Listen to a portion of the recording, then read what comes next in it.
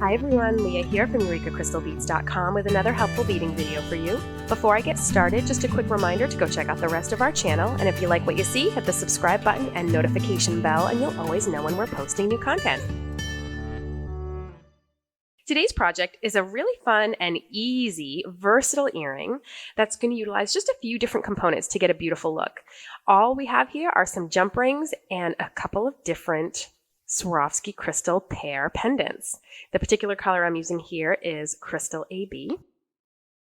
Now I have the majority of the other half of this pear completed because you're going to see everything demonstrated that you need to in just a moment, but the jump rings are a little repetitive, so I don't think there's a need to see all of it.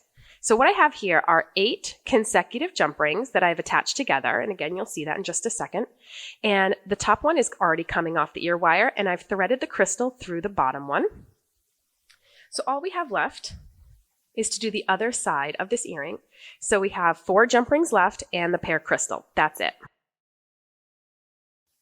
What we're going to do is utilize 2 pairs of chain nose pliers here. And if you've never opened a jump ring before, the little tip I can give you is that you want to make sure that you always swivel them open to the side. That's how you're going to best get them to meet back up when you go to close them. So this one we're going to open just a little bit more than the other ones because we're going to be feeding it through the top hole of our pendant. And feed it through carefully. If you ever feel any pushback, don't force it through because you don't want the crystal to crack. But this particular size is perfect for going through these 12mm pear pendants. Then you simply swivel them back shut. And sometimes it's helpful to rock the jump ring back and forth a little bit as well, just to make sure that it's closed. And you want to be able to feel where that opening is and not feel it be at all scratchy.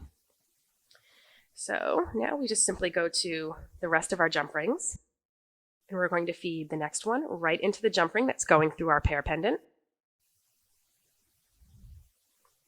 Do the same thing, give it a little bit of a rock back and forth just to make sure that it's completely shut.